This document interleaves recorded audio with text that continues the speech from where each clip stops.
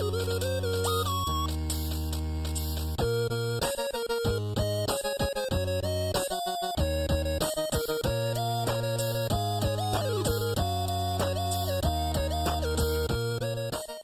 à toutes, bonjour à tous et bienvenue sur Comics Party, très heureux de vous retrouver, j'espère que vous portez bien. Nouvelle émission et aujourd'hui un nouveau All Comics, le 11e du nom. On va comme d'habitude changer de point de vue pour voir un petit peu les derniers achats et vous conseiller quelques lectures. Et puis avant de passer aux comics à proprement parler, je vous la représente, voici Diana Prince, voici Wonder Woman, la Kotobukiya, donc qui a rejoint la collection des Kotobukiya, je vous l'ai montré dans la dernière vidéo. Elle est très belle, la voici donc Wonder Woman avec son lasso de la vérité ici. Et je peux déjà vous dire qu'il y a une Shazam qui arrive prochainement, qui est déjà commandée, et puis une Batman qui sera sûrement pour le mois prochain à voir. Côté comics, pas mal de BD que je n'ai pas encore lu. Alors celle que j'ai eu à Noël, je vous les représente, hein. Bien sûr il y a le Superman Unchained de Scott Snyder et au dessin notamment Jim Lee, avec comme d'habitude vous voyez des dessins tout à fait magnifiques de Jim Lee. Alors ça je ne vous l'ai pas montré parce que je ne l'avais pas eu le jour de Noël, c'est Geoff Johns Green Lantern comme également offert. Donc Geoff Johns Green Lantern l'intégrale, avec ici le tome 1 dans lequel on retrouve d'ailleurs au départ le retour de Hal Jordan et donc une saga qui s'annonce absolument incroyable déjà rien qu'au niveau des dessins, et ça aussi j'ai hâte de pouvoir me régaler avec ça. Ça aussi je vous l'ai montré, nous sommes les X-Men donc qui réunit plusieurs histoires de X-Men de leur début jusqu'à nos jours, comme vous voyez ici, par exemple avec des dessins beaucoup plus modernes. Un gros pavé également, Crisis on Infinity Earth par Marv Wolfman et George Perez, un gros pavé là encore mais tellement important et tellement fort dans l'univers de DC Comics. Mise à jour des kiosques, des All New Guardians de la Galaxie, All New Spider-Man 8, New Iron Man Avengers 8, une nouvelle formule avec 128 pages. Et dedans, vous retrouverez essentiellement du Iron Man et du Sam Wilson Captain America. Enfin, du Iron Man et du Captain America, parce qu'il y a aussi Steve Rogers Captain America avec Heil Hydra. Et puis il y a bien sûr aussi le comic box de ce mois-ci. Si vous ne le connaissez pas, ce magazine, c'est simplement le meilleur magazine, et peut-être l'unique d'ailleurs sur l'univers des comics en France, et qui est vraiment excellent avec des dossiers toujours aussi complets, toujours aussi intéressant pour tous les amoureux des comics, Comic Box, et ça coûte 7,90€. Pour la collection également Spider-Girl, que je n'ai pas encore lu, que je ne connaissais pas plus que ça, et donc j'ai le numéro 0, le numéro 1 et le numéro 2, donc hâte de le découvrir. Et puis le sketchbook d'House of M, très beau. Alors dans ce qui a été lu, bien sûr, il y a Civil War 2, je vous ai fait une review complète sur la chaîne la semaine dernière.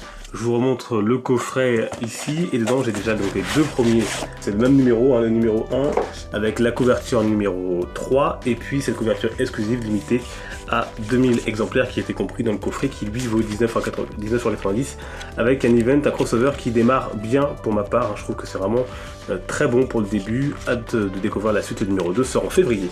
Et dans les lectures terminées, il y a le Wolverine dont je vous ai déjà parlé, que je vous ai déjà montré, par notamment Paul Jenkins, mais il y a aussi Adam et Andy Kubert, donc publié donc chez Panini Comics. Il me semble que ça vaut 35€, ça aussi c'est un cadeau. Et donc dans ce comics, dans ce gros volume, vous avez les origines de notre ami Wolverine qui sont ici représentées, et c'est vraiment pour ma part très réussi. Alors je sais que certains ont trouvé ça moyen, mais personnellement moi j'ai vraiment aimé cette histoire qui a vraiment des aspects un peu roman du 18e, 19e siècle.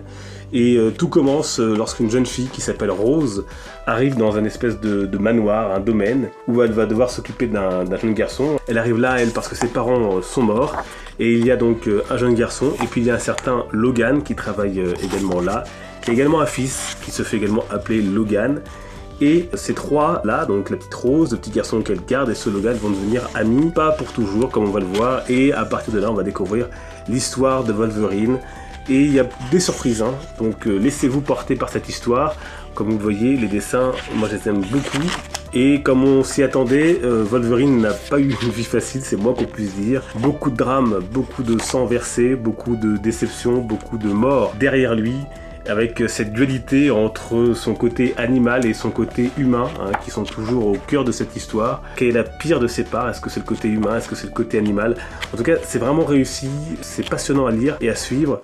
Attention par contre c'est un peu violent, je dis ça parce que je sais que sur la chaîne il y a aussi de très jeunes lecteurs, donc c'est pas à mettre entre toutes les mains, il y a quand même des passages voilà, assez violents, c'est Wolverine, hein, donc ça quand on prend du Wolverine on sait à quoi s'en tenir, il y a du sang, mais c'est vraiment une œuvre que je trouvais forte. Donc les deux premières parties sont sur cette jeunesse, et à la fin on a le The End qui revient sur les derniers jours de la vie de Logan avec un tout autre dessin, puisque ce ne sont plus ici, vous le voyez, les mêmes auteurs et les mêmes dessinateurs. Et vraiment j'ai beaucoup aimé. Si vous aimez Wolverine ou si vous voulez découvrir un peu mieux Wolverine, même débuter du Wolverine, vous pouvez commencer avec ça, il n'y a aucun souci.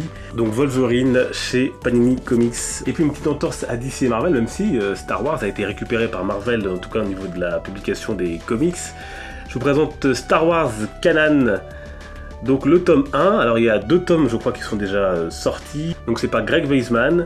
Kanan, si vous ne le connaissez pas, si vous connaissez la série Star Wars Rebels, vous le connaissez puisque c'est ce personnage ici, donc Star Wars Rebels, qui est une série animée de l'univers donc de Star Wars, produite donc par Disney. Bon dessin animé d'ailleurs, moi je préfère personnellement Clone Wars à Star Wars Rebels, mais c'est vraiment bien aussi Star Wars Rebels. Et donc là c'est sur son enfance à ce personnage, qui est donc à la base un chevalier Jedi. Alors si vous n'avez pas lu Star Wars Rebels, est-ce que vous pouvez le lire ce comics? Moi je pense que oui, très honnêtement. C'est un personnage adulte qui raconte son enfance. Mais là on découvre un personnage, on découvre ce personnage enfant qu'on ne connaît pas vraiment dans la série télé. Alors déjà vous voyez les dessins sont très beaux. Ça se passe entre l'épisode 3, la revanche des Sith, puisque donc c'est au moment où le chancelier Palpatine demande, vous le voyez ici, d'exécuter l'ordre 66.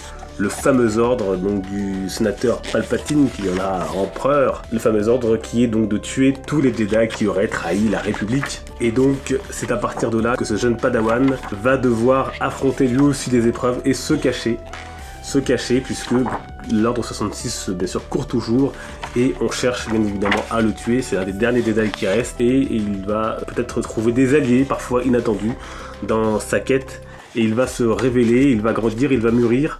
Et c'est vraiment quelque chose que j'ai beaucoup apprécié, je suis un grand fan de l'univers de Star Wars, et c'est vraiment une bonne BD, un bon comics. Il y a le tome 2 qui est déjà sorti également, et ça coûte moins de 15 € chez Panini Comics. Et bien voilà, l'émission est terminée, merci à vous de l'avoir suivi, on se retrouve dimanche pour la prochaine vidéo. D'ici là, les réseaux sociaux, Facebook, Twitter et Instagram. Merci de votre grande fidélité, de votre participation toujours active dans le fil des commentaires, sur les réseaux sociaux. D'ailleurs, n'hésitez pas à me dire ce que vous pensez de ces achats et de ces lectures, si quelques-unes vous tentent et si vous en avez déjà lu certaines. On se retrouve dimanche, donc d'ici là, portez-vous bien. Et bien sûr, les comics sont une fête. Ciao, bonne semaine.